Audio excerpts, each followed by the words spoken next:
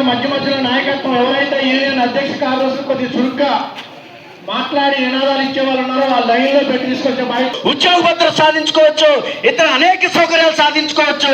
కానీ ఆ సౌకర్యాలు సాధించుకోకుండా ఉండేదానికి పార్లమెంటుని ఈ రోజు విదేశీ కంపెనీలకి అనుకూలమైనటువంటి పార్లమెంటు వేదికగా ఈ రోజు బీజేపీ మారుస్తా ఉంది. కార్మిక వర్గం ఈ రోజు 1926లో మొట్టమొదటి కార్మిక యూనియన్ పెట్టుకునేటువంటి అంటే 100 సంవత్సరాలు అవుతుంది. ఈ భారతదేశంలో పనిచేసే కార్మికుడు యూనియన్ పెట్టుకొని నాకు కనీస వేతనం ఎందుకు ఇవ్వవు, నాకు ఎందుకు పని గంటలు నిర్ణయించవు, నాకు ఎందుకు ఉద్యోగ భద్రత కల్పించవు, నాకెందుకు పిఎఫ్ సౌకర్యం ఇవ్వవు అని చెప్పేసి యూనియన్ పెట్టుకున్నటువంటి మొట్టమొదటి సంవత్సరం ఈ భారతదేశంలో ఎప్పుడైనా ఉందంటే అది 1926. ఆ 1926లో పరిపాలన చేస్తుంది ఎవరు? ఈ నరేంద్ర మోడీ కాదు. ఆ 1926లో పరిపాలన చేస్తుంది బ్రిటిషోడు. అంటే బ్రిటిషోడు ఈ దేశంలో పరిపాలన చేసేటప్పుడే కార్మిక వర్గం పోరాడి సాధించుకున్న మొట్టమొదటి కార్మిక చట్టం యూనియన్ పెట్టుకునే కార్మిక చట్టం 1926లో సాధించుకున్నాం. అంటే బ్రిటిషోడికి వ్యతిరేకంగా వీరోత్సవమైనటువంటి పోరాటం చేసి అట్లాంటి కార్మిక చట్టాలు 29 కార్మిక చట్టాలు ఈరోజు కార్మిక వర్గం సాధించుకుంది. అట్లాంటి 29 కార్మిక చట్టాలని ఈరోజు నరేంద్ర మోడీ గారు విదేశీ కంపెనీలకి, స్వదేశంలో ఉన్న పెట్టుబడిదారులకి అనుకూలంగా ఆ కార్మికులకు వచ్చారు. ఈ 4 లేబర్ కోడ్లు చెప్తుంది ఏంటి? కార్మికులకి భద్రత ఉండదు, ఉపాధి ఉండదు, కనీస వేతనం ఉండదు, పని గంటలు ఉండవు, ఏ రకమైనటువంటి చట్టబద్ధ సౌకర్యాలు ఉండవు. ఎప్పుడు యజమాని పనిలోంచి తొలగిస్తే అప్పుడు ఇంటికి వెళ్ళిపోవటమే. ఇది గ్రాట్యుటీ ఇవ్వకపోయినా ఆ ఇవ్వాల్సినటువంటి యాజమాన్యాల మీద కేసులు పెట్టే అవకాశం ఉంది. జైలుకు పంపించేటువంటి యజమానుల మీద శిక్షలు వేయాల్సింది పోయి ఆ చట్టాలు అమలు చేయకుండా ఉండేదానికి ఆ చట్టాలన్నింటినీ రోజు రద్దు చేశాడు. యజమానులకు అనుకూలమైనటువంటి నిర్ణయాలు చేస్తూ కొన్ని కార్మిక లేబర్ కోడ్లు ఈరోజు నరేంద్ర మోడీ తీసుకొచ్చాడు. 186 క్రితం నరేంద్ర మోడీ కాదు కదా, నరేంద్ర మోడీకి సంబంధించిన 4-5 తరాలు పుట్టక ముందే ఈ ప్రపంచంలో కార్మిక వర్గం వీరోత్సవమైనటువంటి పోరాటం చేసి 8 గంటల పనిదినాన్ని సాధించుకుంది. ఆ రోజుల్లో 16, 18, 20 గంటలు కార్మిక వర్గంతో మూలుగులు పిలిచేటట్టు పని చేయించుకునేవాళ్ళు.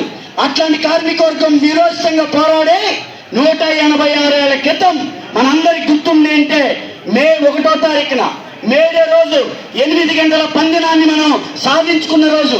ఆ 8 గంటల పనిదినాన్ని 186 ఏళ్ల క్రితం సాధించుకున్నాం. ఇప్పుడు ఈ వీడెవడో నరేంద్ర మోడీ, ఈ ప్రధానమంత్రి ఎవరికి అధికారం ఇచ్చారు? ఈరోజు 8 గంటల పనిదినాన్ని రద్దు చేసి దాని స్థానంలో 12 గంటల పనిదినాన్ని తీసుకొచ్చాడు. ఎవడబ్బా సొమ్ముని 8 గంటల పనిదినాన్ని రద్దు చేయడానికి నీకెవడు అధికారం ఇచ్చాడని చెప్పేసి ఈరోజు సిఐటియు కార్మిక సంఘాలు ఈరోజు ప్రభుత్వాన్ని అడుగుతా ఉన్నాయి. 8 గంటలు పని చేయడానికి, మరో 8 గంటలు కుటుంబ సభ్యులతో బంధువులతో ఆత్మీయంగా ఉత్సాహంగా గడపడానికి, మరో 8 గంటలు తిరిగి తెల్లారి పనిలోకి రావడానికి కావాల్సిన విశ్రాంతి తీసుకోవడానికి. ఒక రోజులో ఉన్న 24 గంటల్ని 3 భాగాలు చేశారు. 8 గంటల పని, 8 గంటల రెస్ట్, 8 గంటలు కుటుంబ సభ్యులతో గడపడం. ఎట్లాంటి 3, 8, 24 గంటల ఒక రోజుని ఈరోజు కార్మికుడు 12 గంటలు పనిచేయాలి అని చెప్పేసి ఈరోజు కార్మిక చట్టాలు మార్పు చేశారు. ఇవాళ ఎల్ఎన్టీ చైర్మన్ సుబ్రహ్మణ్యం గారు చెప్తున్నాడు, ఈరోజు ఇన్ఫోసిస్ అధినేత నారాయణమూర్తి చెప్తున్నారు. వీళ్ళు ఏమంటున్నారంటే, ఓ మోడీ గారు మీరు 12 గంటలు పెంచారు, కానీ భారతదేశ కార్మిక వర్గానికి 12 గంటలు సరిపోదు, 16 గంటలు పెంచండి, 18 గంటలు పెంచండి, అప్పుడే దేశం బాగుపడుతుందని చెప్పి చెప్తా ఉన్నారు. ఆ ఇన్ఫోసిస్ నారాయణమూర్తికి భార్యనా, పిల్లలా, పెళ్ళావా, లేకపోతే బంధువులా, స్నేహితులా, కుటుంబాలా, ఏమి తెలుసు కుటుంబం గురించి?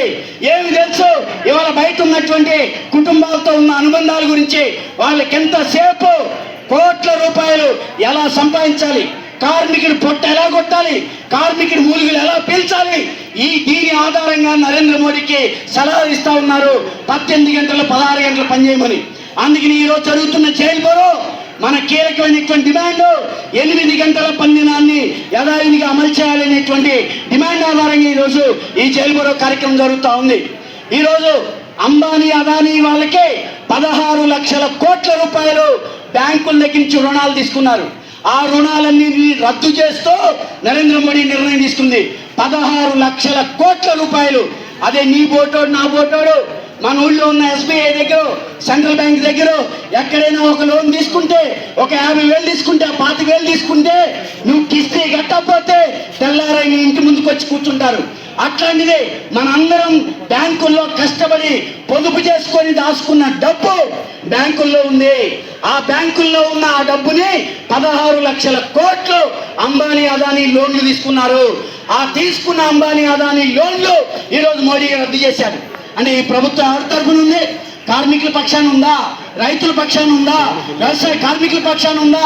దీన్ని బట్టి మనకు అర్థమవుతుంది విదేశీ కంపెనీలు పెట్టుబడిదారులకు అనుకూలంగా ఈ ప్రభుత్వం పనిచేస్తుందనేది మనం అర్థం చేసుకోవాలి. అంతే ఈరోజు కార్మిక వర్గం ఎలా బతుకుతుంది, ఎలా పనిచేస్తుంది, కుటుంబాలను ఎలా పోషించుకుంటుంది.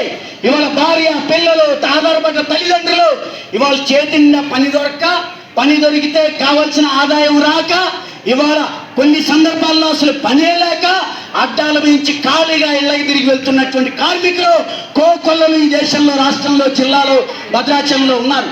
అందుకని కార్మిక వర్గ ప్రయోజనాల్ని విదేశీ పెట్టుబడిదారులకి తాకట్టు పెట్టేటువంటి ప్రభుత్వ నిర్ణయానికి వ్యతిరేకంగా ఈరోజు జైలు బరో కార్యక్రమం జరుగుతూ ఉంది. అలాగే ఈరోజు వ్యవసాయ కార్మికులకి మన వామపక్షాలు 2004లో కాంగ్రెస్ పార్టీకి మద్దతు ఇచ్చి యూపీఏ ప్రభుత్వాన్ని మద్దతు ఇచ్చినప్పుడు 100 రోజుల ఉపాధి హామీ పథకం మనం పట్టుకొచ్చాం.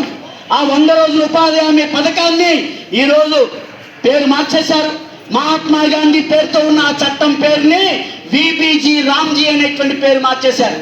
ఆ చట్టం ప్రకారం 100 రోజులు పని